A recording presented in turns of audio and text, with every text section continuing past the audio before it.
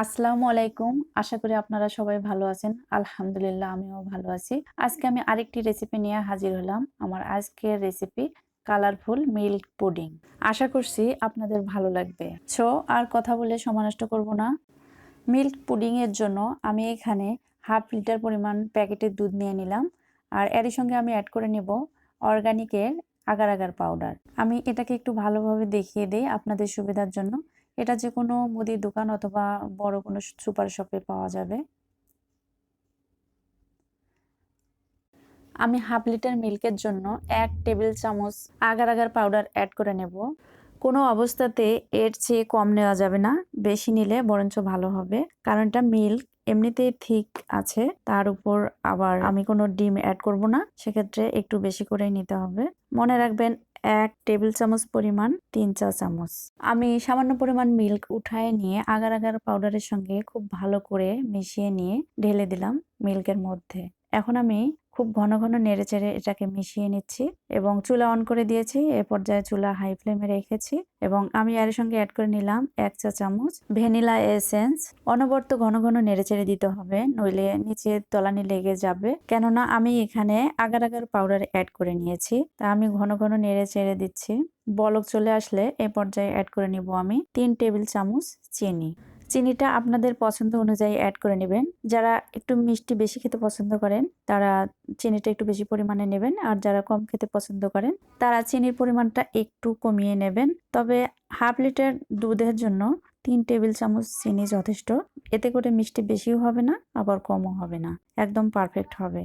এখানে আমি আরেকটা ইম্পর্টেন্ট কথা বলে রাখি, অবশ্যই আগার আগার পাউডারটা চুলা অন করার আগেই খুব ভালোভাবে মিশিয়ে নিতে হবে মিল্কের সঙ্গে, তারপর চুলা অন করে দিয়ে বা ঘন ঘন নেড়ে চেড়ে দিতে হবে, নইলে দলা লেগে যাবে, তখন পুডিংটা পারফেক্ট হবে না। আমার মিল্কটা একদম রেডি হয়ে গেছে, আমি নামিয়ে নিচ্ছি এবং যে বাটিতে সেট করব ওটাতে আমি একবারেই ঢেলে নিলাম কিছুটা, আর কিছু পরিমাণে রেখে দিয়েছি, যেহেতু আমি কালারফুল মিল্ক পুডিং বানাচ্ছি সেক্ষেত্রে আমি অর্ধেকটা রেখে দিয়েছি, ওইটাতে আমি ফুড কালার অ্যাড করে নিব এবং এইটা আমি ততক্ষণে সেট করে নেব ফ্যানের নিচে রেখে 1 ঘন্টার জন্য।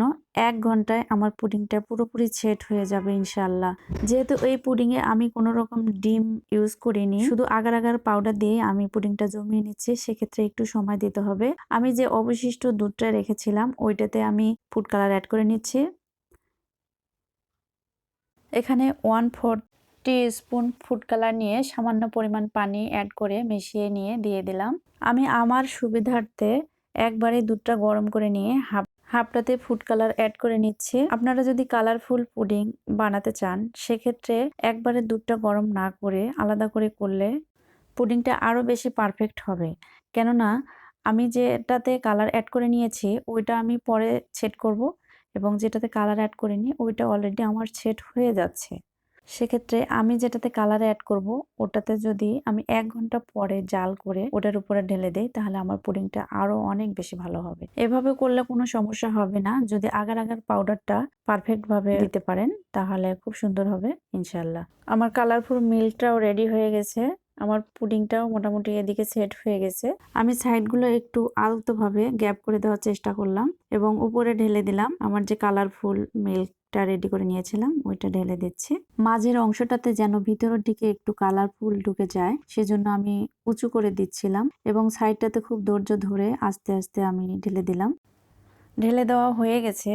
এ পর্যায়ে আমি সাইডগুলো আর একটু গ্যাপ করে দেওয়ার চেষ্টা করব, তাতে করে উপরের যে কালারফুল মিল্কটা আছে ওটা নিচের দিকে চলে যাবে, দেখতে খুবই ভালো লাগবে।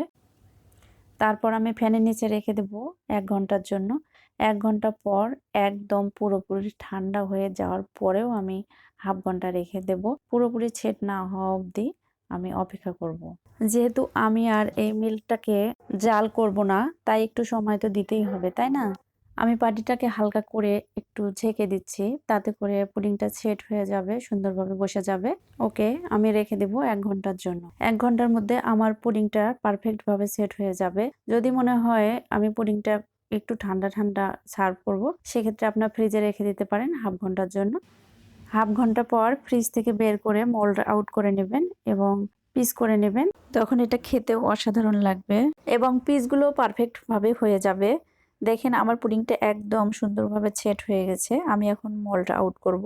আমি একটা চাকুর সাহায্যে সাইডগুলো একটু বাটি থেকে ছাড়িয়ে নেওয়ার চেষ্টা করছি, তাতে করে মোল্ড আউট করতে আমার অনেক বেশি সুবিধা হবে। আমি এরকম একটা প্লেট নিয়ে নিয়েছি, এটাতে আমি মোল্ড আউট করব।